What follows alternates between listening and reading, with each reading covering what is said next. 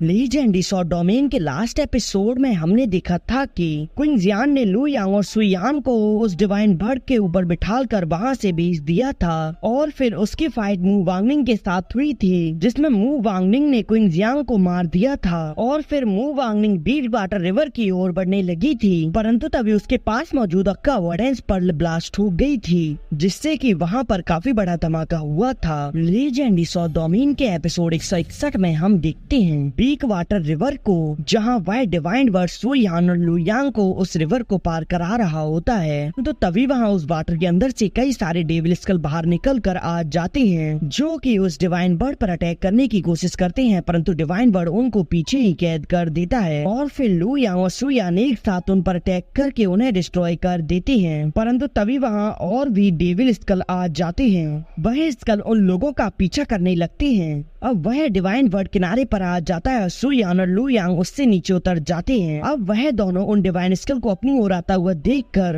अपनी अपनी टेक्निक को एक्टिवेट करके एक साथ उन पर अटैक कर देते हैं, जिससे कि वह डेविल स्कल वहीं की वहीं नष्ट हो जाते हैं। अब वह डिवाइन वर्ड अपनी ह्यूमन फॉर्म में आ जाता है। वह कहता है कि मुझे अपनी माँ की आखिरी इच्छा पूरी करनी है, इसीलिए अब मैं तुम लोगों को यहाँ से आगे नहीं ले जा सकता, क्योंकि अब मुझे दूसरी जगह जाना है। यह सुनकर लू यांग उसके पास आता है और उसे गले से लगाते हुए कहता है कि ठीक है तुम जाओ और हाँ अपना ख्याल रखना। सुनकर चाओ जियांग वहाँ से जाने लगता है, परंतु तभी सुई यान उसे आवाज लगाती है। वह कहती है कि चाओ जियांग। यह सुनकर चाओ जियांग रुक जाता है। सुई यान उससे कहती है कि मुझे लगता है कि तुम्हारी माँ तुमसे बहुत प्यार करती थी, तो फिर तुम उनके बारे में क्या सोचते हो और क्या तुम वही करोगे जो तुम करना चाहते थे। परंतु चाओ जियांग तो इसका जवाब नहीं देता और फिर वह अपने डिवाइन वर्ड फॉर्म में आकर वहाँ से चला जाता है। अब यह देखकर लू यांग और सुई यान भी वहाँ से दूसरी ओर चलने लगते हैं। अब सुई यान और लू यांग एक साथ चल रहे होते हैं। तभी सुई यान सोचती है कि उसके मास्टर ने उससे क्या कहा था और अब हमें फ्लैशबैक दिखाया जाता है। यांग सा सुई यान से कहते हैं कि सुई यान, इस मिशन में तुम्हारी मुलाकात एक व्यक्ति से होगी। वह एक स्पेशल व्यक्ति है, सिर्फ वही एम्प्रेस और सील को ब्रेक कर सकता है, तो फिर तुम्हें कैसे भी करके उसके साथ ही जाना होगा। लेकिन याद रखना, जब वह सील डिस्ट्रॉय हो जाए तो फिर उस व्यक्ति को रास्ते से हटा देना, उसे हेवनली एम्प्रेस सॉर्ड को छूने तक मत देना।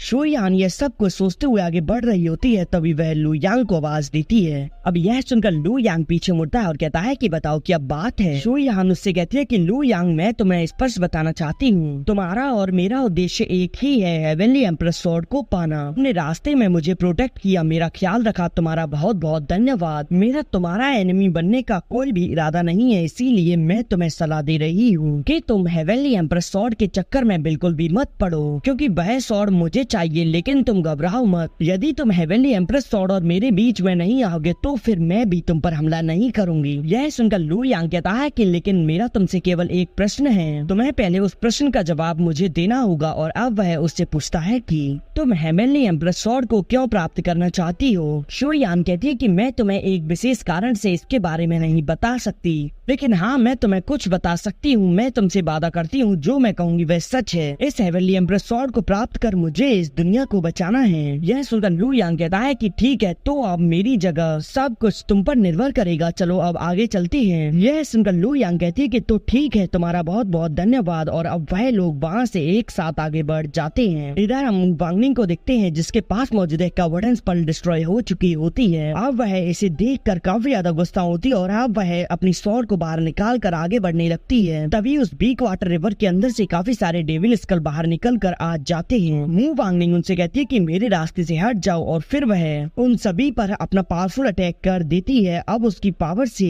बीक वाटर रिवर का पानी दो हिस्सों में बढ़ जाता है। अब मू वांगनिंग स्टाइल में आगे बढ़ने लगती है। इधर हम उस जगह को देखते हैं जहाँ 3 एम्परर के युग के अंत में बैटल हुई थी। वहाँ काफी सारी बॉडी परी होती है जिनमें आग लग रही होती है। अब चाओ जियांग वहाँ आता है और अब वह अपने पास से अपनी माँ का फेदर निकालता है। अब वह फेदर वहाँ से आगे बढ़ने लगता है। चाओ जियांग उसका पीछा करते हुए एक जगह पहुँच जाता है। वह फेदर वहाँ एक स्केलेटन पर जाकर रख जाता है। चाओ जियांग उस स्केलेटन को देख कहता है कि माँ, क्या यह वही व्यक्ति है जिसे आप काफी ज्यादा प्यार करती थी? चलो कोई नहीं, अब आपकी इच्छा पूरी हुई और अब वह उस स्केलेटन की मुट्ठी को बंद कर देता है जिससे कि वह फेदर उसकी मुट्ठी में बना रहे और अब वह स्केलेटन और वह फेदर दोनों ही वहाँ से गायब हो जाते हैं। अब चार्ल्स यांग यह देखकर वहाँ से स्पीड से आगे बढ़ने लगता है। इधर हम लाइफ एंड डेथ चार्ट को देखते हैं जहाँ काफी ज्यादा बिजली कड़क रही होती है और अब वह चार्ट वहाँ पर एक्टिवेट हो जाता है जिससे कि वीक वाटर रिवर का पानी पहले की तरह नॉर्मल होने लगता है। अब यह देखकर मू वांगनिंग तुरंत हवा में आ जाती है, परंतु तभी काफी सारे डेविल स्कल उसके पीछे पड़ जाते हैं। मू वांगनिंग पर अटैक करके उन्हें डिस्ट्रॉय कर देती है। अब वह उन स्केलेटन को डिस्ट्रॉय करके आगे बढ़ रही होती है, तभी वीक वाटर रिवर में से एक मिरर बाहर निकलता है और अब उस मिरर के अंदर से जी चेन बाहर आता है। जी चेन उससे कहता है कि मुझे उम्मीद नहीं थी कि यहाँ कोई व्यक्ति ऐसा भी आएगा जो कि लाइफ एंड डेथ चार्ट को एक्टिवेट कर पाएगा। अब मू वांगनिंग कहती है कि जी चेन तुम तो पहले ही डिस्ट्रॉय हो चुके हो, तो फिर तुम मुझसे फाइट करके क्या तुम अपनी एग्जिस्टेंस को ही खत्म करना चाहते हो। जी चेन कहता है कि जब तक मेरी थोड़ी सी भी एग्जिस्टेंस बनी रहेगी तब तक मैं तुमसे फाइट करूंगा, और यह कहकर वह अपने स्पीयर को हाथ में ले लेता है। से कहती है कि तुम्हें क्या लगता है कि तुम मुझसे अकेले फाइट कर जीत पाओगे। यह सुनकर तभी युंग वहाँ आ जाती है। वह कहती है कि तुमसे किसने कहा कि वह अकेला है, हम दो हैं यहाँ। और अब वह दोनों ही एक साथ मिलकर उस पर अटैक कर देते हैं। तभी इधर सीन शिफ्ट होता है और अब हम लू यांग और सुयान को देखते हैं जो कि चलते हुए एक दूसरी जगह आ जाती हैं। अब लू यांग अपने सामने बनी दीवार को देखता है और फिर वह वहाँ हेवनली एम्प्रेस डिफेंस सील को एक्टिवेट कर देता है और उससे